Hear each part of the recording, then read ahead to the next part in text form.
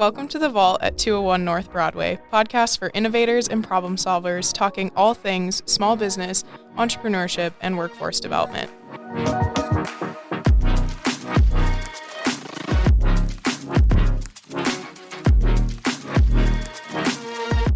All right. Welcome to this episode of The Vault at 201 North Broadway. Today, we're going to meet a really cool local entrepreneur, Tiffany Miller, and learn more about her business journey.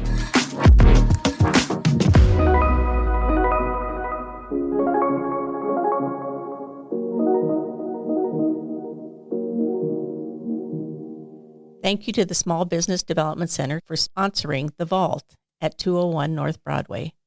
The Small Business Development Center provides you with free one-on-one counseling, business plan assistance, marketing research, financial projection assistance, and more to small businesses. So we'll just go ahead and jump right in. Tiffany, tell us about you. I'm Tiffany, owner and founder of FRAE Everyday Goods. We're a eco corner store in Shiloh Commons on Billings West End, featuring sustainable household goods, everything you need for your daily routine. So laundry soap and refill, toothpaste tabs, anything that you use on a daily basis, but in a sustainable, eco-friendly option. And if you've never tried a toothpaste tab, it I've heard is lots of crazy. good things about yours. It's insane. I mean, I was a little hesitant because it looks like a little mint. Mm-hmm. Yep. And then you just start, you kind of get chew a little bit and it just foams right up and then you just brush away. So Tiffany, we know that businesses just don't pop up overnight, and being an entrepreneur and a small business owner, takes a lot of planning and things like that. So what was your journey like to get to FRAE and to have the storefront that you now have in Shiloh Commons? Oh, that's a big question. There's a lot of questions in my questions. There's like multiple Okay. questions. We'll start at one. Okay. My background is actually in fashion and design, and I did that for a number of years in Seattle, and then moved back to Montana, had some kids, got married, did design kind of on the side, and that was going fine. And then during COVID, a lot of the events that I was making things for weren't happening. A lot of the stores that I was selling things in didn't have customers. And so I pivoted and made, guess what, face masks. And I bet you were very popular. It was super popular until mainstream caught up, and then everybody was getting them disposable at Target or wherever. So I think I made around 2,000 face masks on my little home sewing machine. Wow. So I would do homeschool with my girls during the day and then sew face masks at night. And then we'd run deliveries around town delivering face masks. And I had a lot of time at home to think about what I'd rather be doing. And then, during that time also, I would go to the store and feel completely disconnected with everything I was buying. I didn't know what was in anything, where it was from, who had made it. And, the people at the stores, big box in particular, had seen me multiple times, didn't acknowledge my presence or repeat business. And it just felt really cold and kind of disconnected. And I think probably since I can remember playing when I was about 6, store with my Barbies and playing retail. And so I've always kind of wanted to have a shop. And so I combined kind of my background with fashion, with my want for connecting people to their products. And that's kind of where FRAE is now. We have a line of products that we make in-house to kind of reduce carbon footprint. We make them locally with, really thoughtful materials. And then we also carry products that I wanted to have access to in Billings. So I kind of got off my rant about wanting someone else to do it and did it myself. So here we are. I love that. I love that line so much. It reminds me of our documentary. I was just about the same thinking. She's like, something like, well, just why don't you do it yourself? Right. And I love that you did. Stop saying who. Yeah. Who's they? Who's right. they? Who are the they? Yes, you are totally. they. Yeah, yes. I'm the they. And so you just went for it. Yeah. You talked about like as you were going in stores and looking at the products and not knowing what the ingredients are. Is that really where your passion for the sustainable goods and? I think product, like ingredients is definitely one of them. Product packaging is a huge one. I think we'll go back to toothpaste tabs, for example. When you use up a tube of toothpaste, none of that is recyclable. And we've, are currently learning more about how much plastic actually gets recycled, which is very little. And so, finding options for products that do better, are better. The name of our company actually means from. And so our big focus is on the origin of things, where they're from, where they're going, what their ultimate life cycle will be. And so with toothpaste specifically, the toothpaste tabs we carry are in a compostable package. You can also buy them in bulk from us. So there's no packaging. You bring in a reusable jar, we fill it up, you use them up, come back in a week or two, fill it up again. And then there's zero waste basically. And we've got quite a few products centered around that. Shampoo and conditioner bars versus big plastic tubs. Laundry detergent. Yep. Dish soap. We're actually today putting on the shelf body lotion. Ooh. Yeah. And bath and shower gel. So you can bring in your jar and refill it. They come with a cool branded jar if you want to use that, but you can definitely bring in your own container I love and refill. that model. Yeah. It's so fun. You get to bring in the piece, which, when you're thinking about home decor and making places feel like home to you, having those pieces, but then knowing you don't have to buy the plastic thing, dump it. And no one likes to do that. Totally. Well, and it's a waste of time. Exactly. You're I'm not using this videos on thing. Facebook. I'm just what is this? Right. They're just taking it from one tub to put it in another. And I get it aesthetically at home. It looks a lot nicer. But again, it's that plastic tub that, whether you're going to keep it in there and utilize it till it's empty or you're going to dump it into another, that plastic tub is just going to go into. Yeah. And multiple. I mean, it's Montana. It's super dry here. If we're talking about lotion, we use that frequently. So you're going and buying, 6 or 8 of those a year times, 110 households or 110,000 households. That's a in lot. Billings. That's a ton of plastic. And, our landfill is currently filling up really fast because we're experiencing a population boom.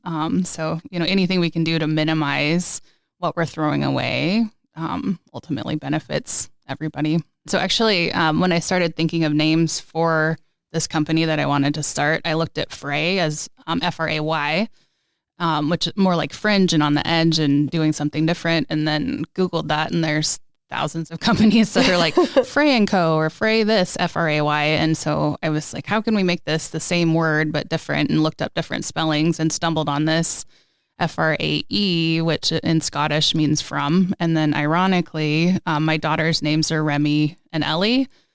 So it's an acronym for Remy and Ellie. Aww. Which is why they think it's called FRAE. That's the most important reason for them. Yeah, double reason. So it's, in addition to the products you sell, I know you also do some fun classes and workshops. Could you tell us a little bit about those? Totally. Another big push for us is connecting people and with their products, but also with the makers of their products.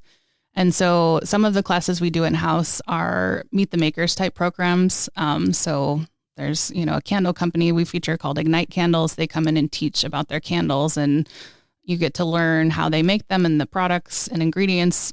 And then why they might cost a little bit more than a candle that you're buying at Target, because they're made with essential oils that are high grade, low allergy. They're just better ingredients. They burn longer, but you get to, meet from the maker and learn about that. So we have candle making, soap making with a local soaper. We're doing a letterpress workshop with a letterpress company. I teach a sewing class, and it's kind of centered around learning to repair and extend the lifetime of your products and clothing specifically. We do a intro to sewing class. So it's a parent-child class, kind of hopefully bringing up that next generation of sewers and makers.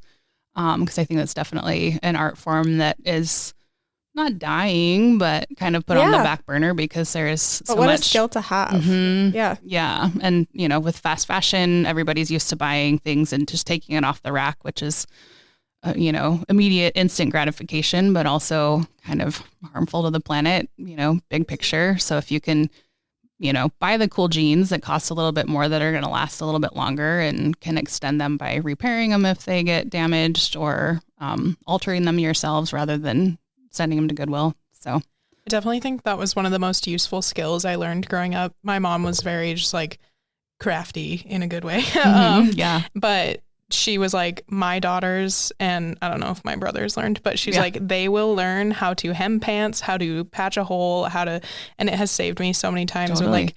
When I put on a pair of pants or something and I have to head out to something and I just know really quick how to like thread the needle, just like get it done, tie it up, and I can go and it's good. Same with sewing buttons back on. Yes. Yep. Yeah, that's so handy. And especially like stores will give you a lot of times extra buttons. Yeah. But then if you're like, I don't know how to, I don't know how, so I take it home to my mom. But she helps me out, which is nice. Totally. You and your mom can take the intro to sewing class. I know She maybe your knows, mom doesn't know, but she could go with you for moral support. Exactly. Help me. Yeah, for sure. So, you talked a lot about like COVID and the things that led you to your business now.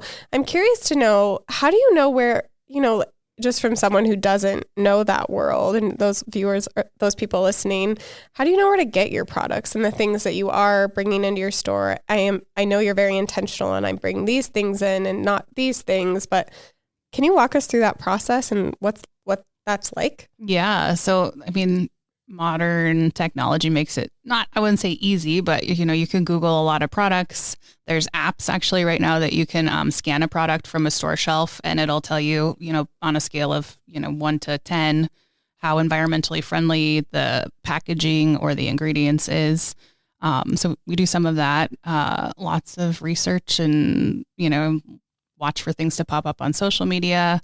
Kind of fortunately, from our kind of inception of this idea with FRAE until launch, we had a couple years to really research and look for products and, make lists of what we wanted to have and what we wouldn't, make sacrifices on. And so we did a lot of legwork before we were actually in the public eye, which it benefits us a ton. Mm-hmm. And then, I think ultimately if consumers demand these products to be better and better packaging, suppliers will follow suit. So, for example, I work with this local soap company and she was packaging some of her product in plastic. And just this last week, she's figured out that that's not sustainable. She wants to shift. And so she's now packaging it in a muslin like canvas bag. Which is recyclable, biodegradable eventually. So I think if we continue to ask for these items as consumers, companies will continue to supply them. Mm-hmm. And so back to your question, we just really keep an eye out for those companies that are providing those features in their products. So to tap in a little bit on that, because you said from your inception, you had a little bit of a rough start in, you had a different location picked out than the one that you're currently in. But you also kind of wanted to test the market and kind of see, what the demand is here in Billings. Can you tell us what you did to kind of test that market out, get your market, research, your feedback, talk to individuals that would be your target market? Yeah. So it was kind of a big snowball with how it all started. So we launched our website in November of 21. And then kind of slowly started trickling out social media, mostly brand images, logos, kind of brand story, that kind of thing. And through those kind of initial social media posts, another local business, Roots Garden Center, John Schweitzer invited us to come set up a pop-up in their greenhouse for the winter because there were, obviously there's not as many plants in the winter. Mm-hmm. We're in Montana. So we were able to take about, it was, I think, maybe 150 square feet of their greenhouse, which is a beautiful space. Lots of light, natural light, everything looked really pretty in there. So we kind of took a cross sample of the goods that we were planning on carrying. So we had back to toothpaste tabs, shampoo and conditioner bars, local candles. We had our wearable collection that we make in house, just one rack of those items. Some food items that were sustainable packaged. Yeah, the ugly fruit. The ugly fruit. Yeah. And then, so we were in that pop-up format for 2 months. So we had boots on the ground experience. I was able to stand, with our products and talk to customers in the community and see, like, do you use shampoo bars? Have you ever heard of a shampoo bar? Is this a totally foreign concept? Would you try a shampoo bar? And really figure out whether or not, Billings seemed ready for these types of products, because some of them are kind of weird. Toothpaste tabs is kind of strange. It's different. We're in our routine and our habit of using these certain things, and change is hard. So. But through that, I was able to determine that I think there was enough demand for these products. A lot of people said we've tried those. We order them online. And a lot of people ordered a lot of those things online. Toothpaste tabs, shampoo and conditioner bars. They're like, well, no one in town carries them. And so through that, I was kind of like, okay, maybe I'll be the place that can carry these. And so I was kind of planning on doing it anyway. But it was reaffirming to know that, yes, exactly. So that was cool. And then the plus side with that, you actually found some local producers to be able to carry in the shampoo and conditioner bars. Totally. And they're, so that's our big kind of umbrella is sustainable goods. And obviously right underneath that, local is first. So if we can find a product locally, we obviously get it local. So, shampoo and conditioner bars are a good example. I was ordering through a company in Florida and they were fine, but honestly, showing up damaged a lot of times. And luckily we were able to find a local supplier. And so we were able to switch. And so I think that's always exciting. I hope we could switch all of our products to locally made. There's not a lot of peanut butter farmers here, so we maybe have to work on that one. But, we carry as much local as possible because that is the most sustainable, no carbon footprint, and you're supporting your local economy, and it just makes sense. So I love that you've thought about all of the process, for sure, all of the elements. I did want to mention when you were doing your pop-up in Roots, that's where I first met you. Yeah. And what caught my eye was the lentil crunchers.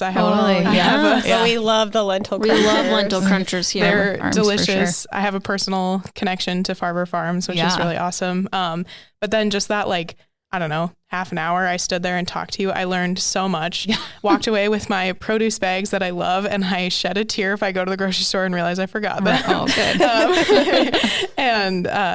So I just loved that it was, it's something that caught my eye, and I was able to introduce some of my friends to the lentil crunchers, which was cool. But then also we stood there and just learned so much from you on just basic, here are some little swaps you can make today to start helping the environment, which is, personally for me, super awesome, but also for the Billings community, giving back. I'm you don't know it, but here's this tiny little thing I'm going to do that will hopefully later make a big impact. Well, and the greatest thing about that is, how I went in there a ton of times and just kept asking you questions about different things, and you test the products yourself. So you're able to be this is what I really liked about that, or, this is what this is going to do. So I had a lot of questions on the shampoo and conditioner bars, and, and then I did go and, went in and got them and stuff. So they are interesting. My biggest thing is for me to feel, it's just probably a mind thing, for me to feel that my hair is clean, I need the shampoo to lather. Yeah. So I was like, oh, is this actually going to lather? And it really does. Totally does. It's cool. Oh my gosh, I haven't tried it. But now I'm going to have to come try it. Yeah, it's really cool. All about it. I think that's a big thing with all these sustainability, these different, what we're not used to doing or, feeling, trying. The big thing is to just give it a try. It might seem weird at first, but the toothpaste tabs, for example, at first I was like, what the heck is this? But after using it a few times, I was like, this is awesome. And traveling, that was a big thing for me. How awesome to travel with those. Instead of taking a whole tube of toothpaste, I have, these little tablets that I can put in a pill container or something and take it with me. Yeah. Also the nice thing too is if you're going to go on a big trip, Marcel was just in Italy for her honeymoon. So, let's say she was like, I'm only going to do a carry-on because, I don't want to worry about check bag.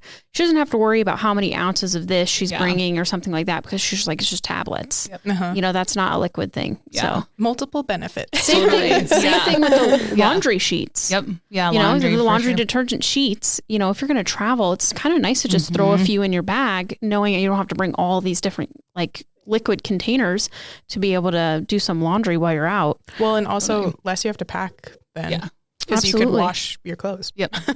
Yeah. We promote those a lot with, you can do a little load of laundry in your sink at night, when you're on a backpacking or camping or whatever. They're super eco-friendly and easy to travel with. And, like you guys were mentioning, a lot of these products are a little strange or things you haven't heard of. And so we've totally recognized that a huge part of our responsibility with FRAE is education. And so don't be surprised if we give you a lesson when you come into the store. We're there to do that. We're there to give you a toothpaste tab sample and have you try it and tell you, why it doesn't have fluoride, but why it has hydroxyapatite, because it's more natural and it still prevents tooth decay. And, there's. And so that kind of gets to something that you said earlier that stuck out to me when you were talking about your experience going into some of these bigger box stores and the products you're buying, and no one acknowledges you, we all experience this. How is that? How have you, done the complete opposite within your business with a customer experience? Yeah. So, one thing that makes it a little bit easier is our footprint just with the store in general is fairly small. Our complete footprint is only 875 square feet. Of that, probably half of it is workroom and classroom space for our workshops. So retail is literally 400 square feet. And so from our cash register, we can see the entire store.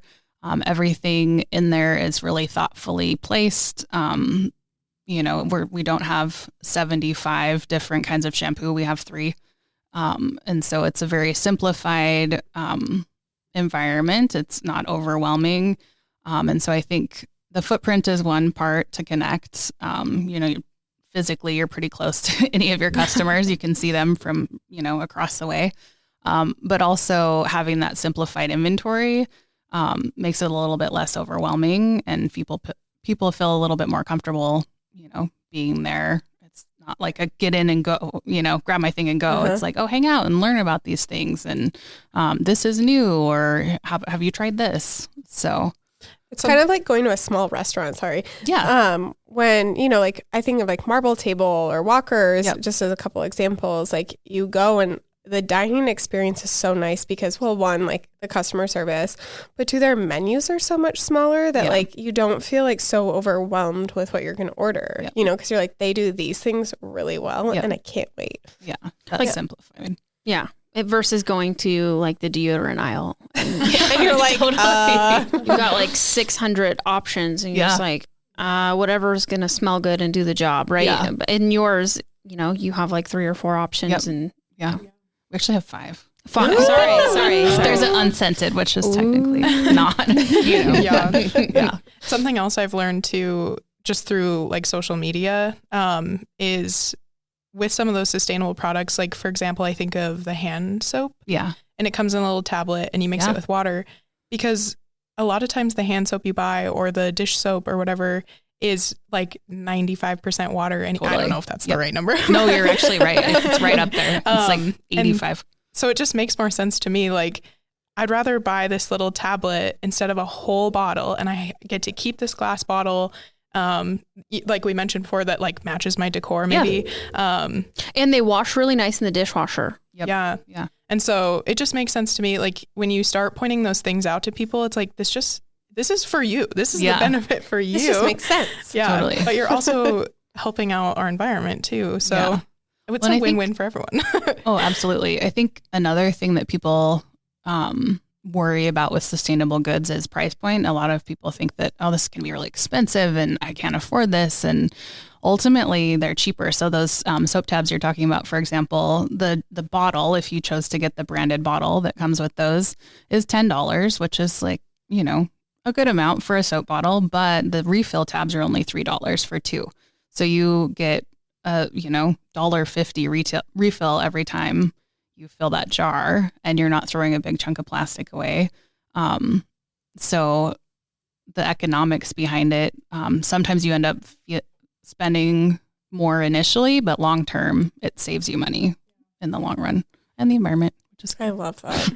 I use that analogy when I buy shoes, but I mean, that's not necessarily sustainable. I'm like, they're nicer, they last longer. Right. You buy less pairs. Yeah. Exactly. I mean, maybe. You do. Yeah. I think you do, inevitably.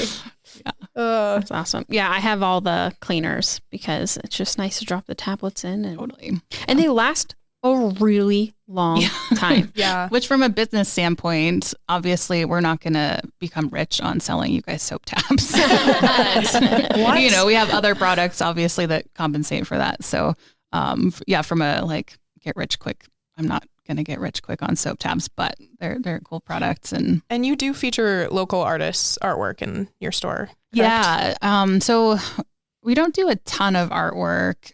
We're pretty thoughtful in what we do. And so we try to choose things that are either of upcycled content, local, and then, maybe have a good brand story. Yeah. Back to our name means from. And so we're really conscious about where things are from.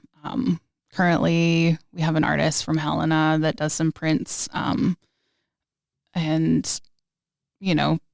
are open to carrying other artists. We definitely want to remain pretty simplified in our space. Yeah.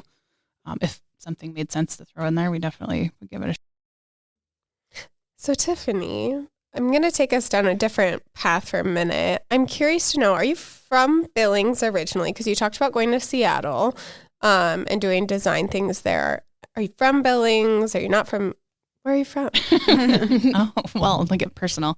No, I actually, this is the I'm personal not part from of the Billings. podcast? Yeah. But I'm from Shepherd. So I grew up on a ranch outside of town. So Shepherd's, 20 miles north of here. And I'm 4th generation ranch kiddo. And I actually moved.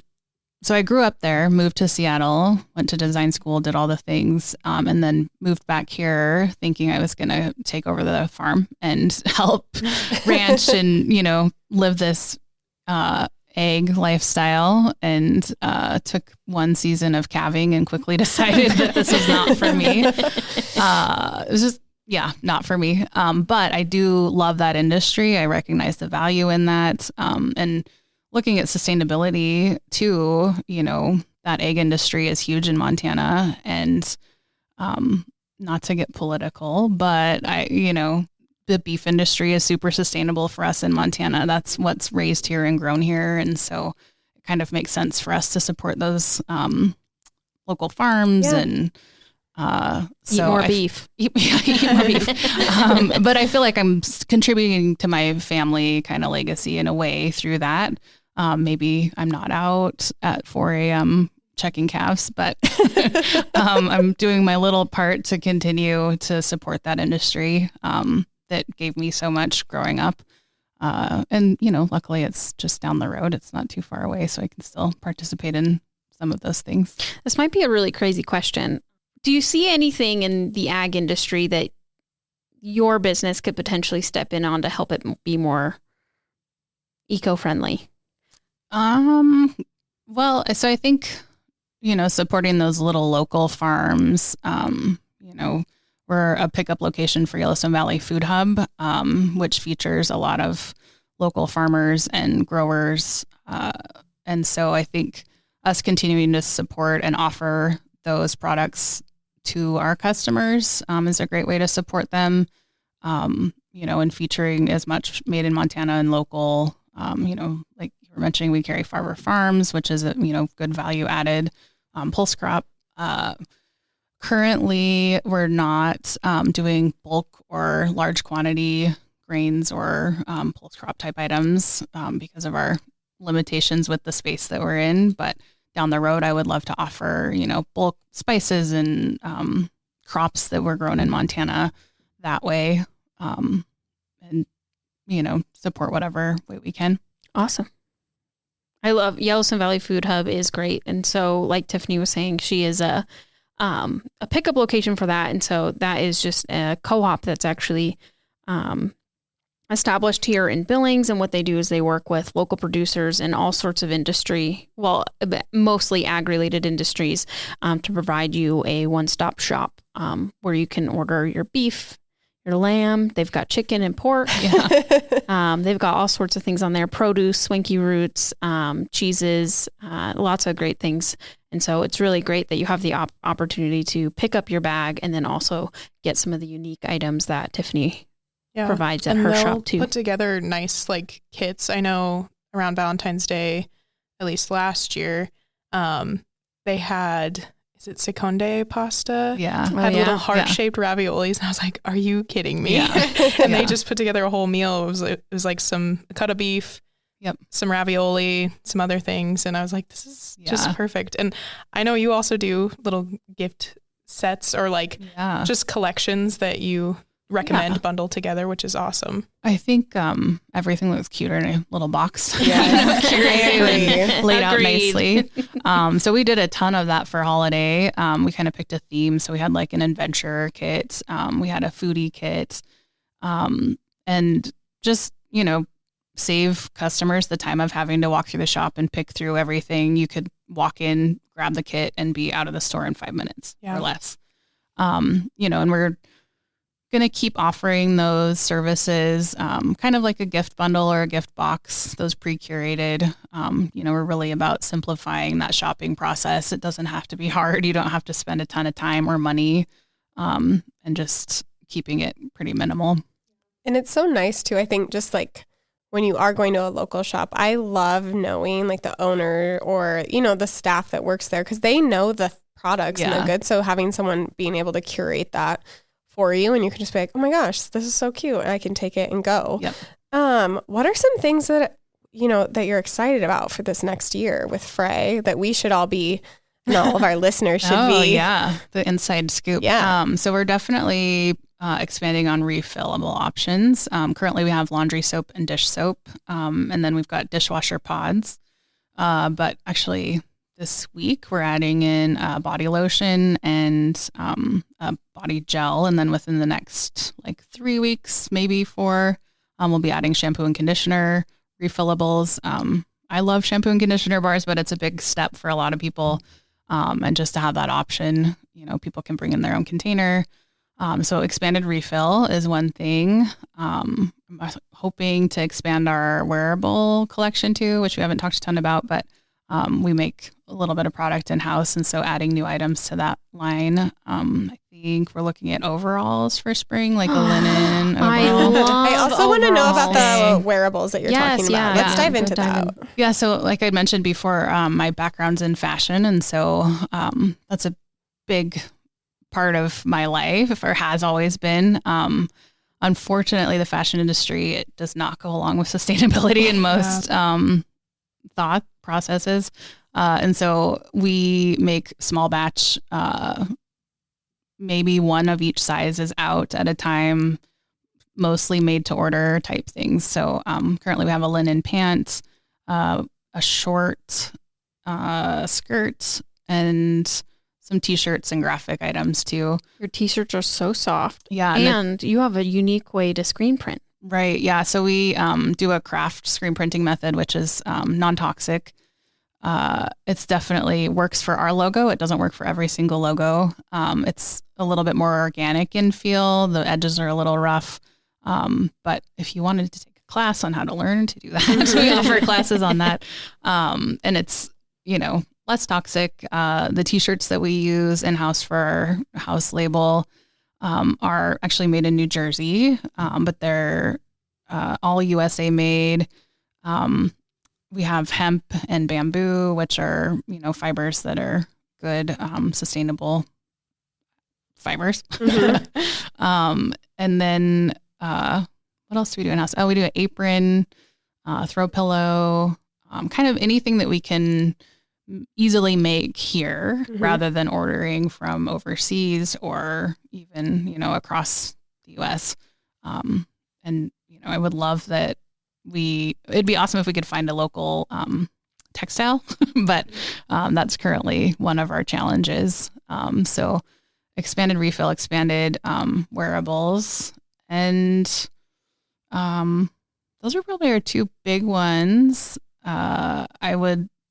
There's some other stuff in the works that maybe we won't divulge too much information on, but okay, but growth along. potential. Ooh. Yeah, maybe. I mean, we would love, like, our big pipe dream picture is to bring back the neighborhood corner store. So that would be going into different locations. I'm not sure if that's going to be having brick and mortars everywhere, but there's kind of an abstract process we're working through. I was just talking to a guy the other day, and his business is called Jackalope Conservation. Oh. And you sit there and you're like, what is this? But the reason why so I asked him, I said, why Jackalope Conservation? And he said, when he used to have a neighbor that you talk to all the time, and he would always refer to businesses at like mom and pop shops as jackalopes, because they're special and unique, and so his whole thing is jackalope conservation. So keeping the small businesses, saving the small businesses. So when you were saying, open back up that neighborhood shop, it just made me think we got to have more jackalopes. Totally. Jackalopes like the Montana unicorn, right? Yeah, exactly. Yeah, exactly. I love that. Well, the one thing I would love, because you have been an entrepreneur for years, you've also been a really big asset in building Rock 31 and the founders within our programs. But what would you share with other entrepreneurs? Tips for business, things to look for, avoid? Oh man. This has been just as of like the last few weeks that I've come to this realization is that, two things. One, it's really important to stay connected, whether that's with other entrepreneurs or, peer groups or whatever. We're just coming off of holiday season, and with retail, that's really easy to become disconnected because you're so, focused on getting the store going. And so I had kind of disconnected a lot from some of the weekly meetings that I go to, and after holiday was able to get back into that and realize like how much I had missed that, and how much almost camaraderie there is in this entrepreneur groups where you realize like, oh, you're in the tech industry, but your struggles are some of the same struggles that I'm going through. And so that's my one is stay connected. And then also walk away once in a while. I think as entrepreneurs, it's really hard because you love what you do. You're doing what you love and you're so passionate about it and want to be there all the time and really soak all of it up. But it's really important to walk away for a little bit and get, kind of a view from afar, look in, even take some time where you're not saturated in it so you can walk back in with fresh eyes and see what's really there. Because, that microscope view of being in the weeds all the time with it gets a little challenging to see where you're really at. So connect, but walk away. That's my advice. I love that. Take time. I think that's really important. Yeah. Well, I want to touch back on that in just a second. But speaking of great community resources, let's take a minute to hear from one of our sponsors. Thank you to Big Sky Economic Development for supporting The Vault at 201 North Broadway. Big Sky Economic Development provides leadership and resources for business creation, expansion, retention, new business recruitment, and community development. Okay, so you were just talking about walking away. And so the other question that I have for you is, how do you manage stress in your business life, but also in your personal life when your business is your bread and butter? Yeah, I cry a lot. Crying is not bad. No, I do cry sometimes. I think it's important, and I'm really lucky to have people to bounce ideas off of or bounce my stresses off of who are very accommodating in that respect, where they let me come to them with problems. And some of them are industry related, that are other entrepreneurs or in the same industry with sustainable goods. And some of them aren't. Some, my husband's a great asset. I can go home and talk to him. And even though he has zero interest in what I've been selling all day, he's supportive and, listens to my struggles. And, I've got a really supportive family as well and some friends, but I think it's important to have people to help you through those struggles. And then getting outside is another huge one. I'm working retail, so I'm in the store a lot during the day. And so I miss the sunshine and I miss fresh air and all those things. And so I think getting out into nature and, bare feet in the grass does a world of good for everything. Yes. So, those are my two big ones is to get outside and connect with people who will let you unload on them. And if you have to pay for that, do that too. Like therapy is totally a great space to be too. Yeah. So. I love that you were saying that and going along with your tips for businesses. There are wonderful groups out there that you can be a part of to make those connections with people. That could be a lending ear in times of need, but also to share in your successes as well. So one of those would be 1 Million Cups is a group of individuals that we call them a community. They meet every 9 a.m. here at our building, and they are not every 9 a.m. 9 a.m. on Wednesdays here every Wednesday. My brain heard that and I was like, correct. But they meet every Wednesday, 9 a.m. here at our building at 201 North Broadway. And there's a speaker or two that share their business journey for about 6 or so minutes. And then that community comes together and they help them tackle any challenges, that they're facing, but whether that be getting them connected with somebody else, providing them information or feedback, or just, they have a solution or a source for a solution. So it's a really great group. So if you are thinking about entrepreneurship or you want to be connected with the entrepreneurs in the community, that would be a great one to join. There's also a group of founders that meets every Thursday here at our building. And if that's something that you're interested in, you can always reach out to us, but that's also a really great group to get connected with. They work through different type of, curriculum, but they also have great speakers that come in and talk. And then it's a lot of just networking and connecting. And I mean networking loosely. It's just having those relationships and friends as well. So those would be great ways if you're sitting there listening to this episode going, gosh, I feel so alone. How does Tiffany stay connected, or how does she have those conversations with individuals? I'm not saying all of them come from this group, but I know she's been involved in these groups for a really long time. So those would be ways that you could meet some like-minded individuals to help you through whatever you're going through. Sorry, that was really long-winded. No, that was perfect. Those are two of my favorite groups, actually. So that's nailed great. it. Totally nailed it. Tiffany, I wanted to ask you really quick, for our listeners who have been loving this, want to get more involved, where should they go to learn more about your store and some of your classes that you We'll come to the store. First step, go to the store. No, so we have social media, Instagram, Facebook. We have a TikTok. We have a website, which has our events calendar on there. It's also on Eventbrite. Any of our ticketed events are listed on there. Those are the best spots to reach out to. The website's kind of the easy one, shopfrae.com. And then all our socials are FRAE Everyday Goods. And that's FRAE. Yes. Well, we always like to end our podcast with some quick fire questions, or rapid fire. I don't know why I call them quick fire. They're rapid fire. Because quick is rapid. Yeah. But yes. I just like to be different. So I'm going to go ahead and start it off. What's your favorite product in your store right now? Oh gosh. The deodorant. I love that. One of 5 or 6, right? 5 different kinds. We have I 5, love her yeah. deodorant. Yeah. It's great.